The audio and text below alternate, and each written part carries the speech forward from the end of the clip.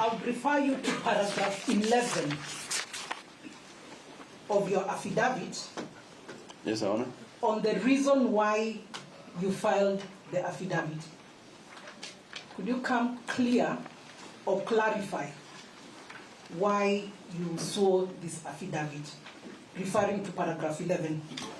Your Honor, that is the way I understood it until I was made to understand that I had to understand other things of the Senate and other court matters.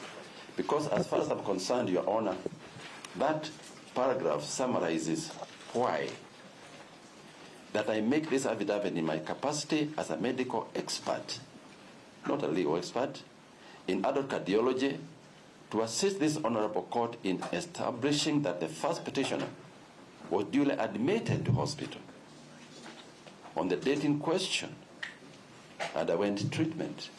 That was my understanding. And you had earlier confirmed that the contents of your affidavit were true? Completely. To the best of your knowledge? Completely. Thank you. I took a note on that. Just to clarify a few issues that have propped up during cross-examination, and I will go back to paragraph 4 of your affidavit, and I'll be direct this time round because it cropped up. Is there any admission issues in paragraph 4? None at all. Thank you. So at 3 p.m. on 17th of October 2024, what exactly happened? At around 3 p.m. is the word. Approximately is the word. Yes.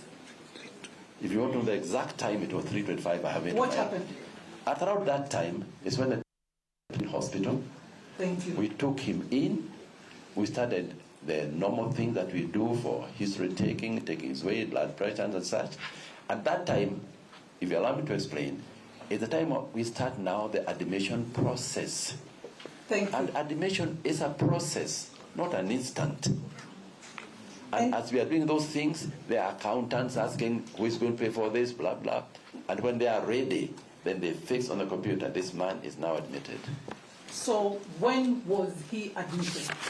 According to our document here, 4:18 p.m. That is when the actual documentation of admissions were completed. These are technical details of timing and writing.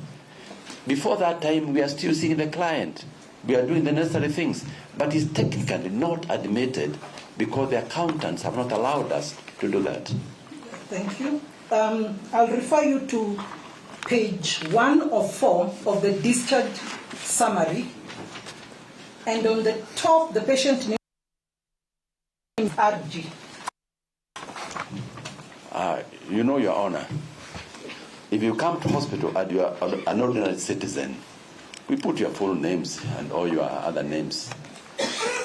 There are clients we don't put names on record.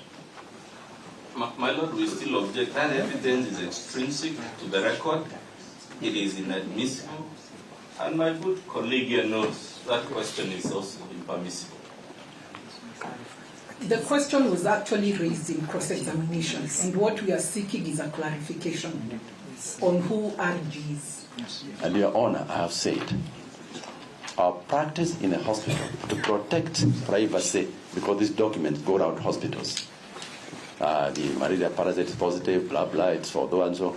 We use codes. Okay, but who is RG? Ask him who RG is. RG is the Honorable Gachagua. Okay, is there any other identification information in that document? Have a look.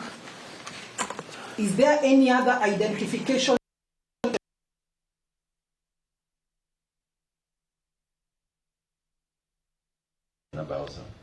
Thank you.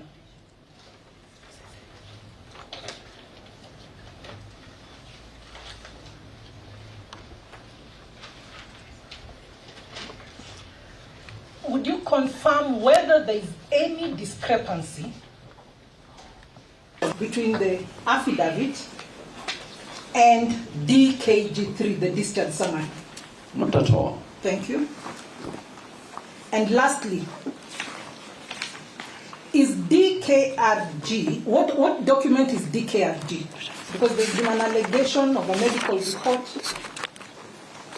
What is DKRG? It's a discharge summary. It's a discharge summary. It's not a medical report. A medical report gives details that may not necessarily be required by this court. But if required, Your Honor, it's available.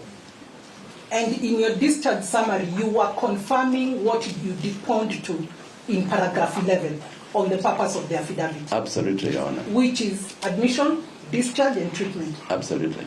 Thank you, Your Honor. That's all. Just one very brief question, Dr. Gikonyo.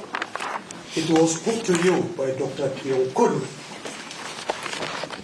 that you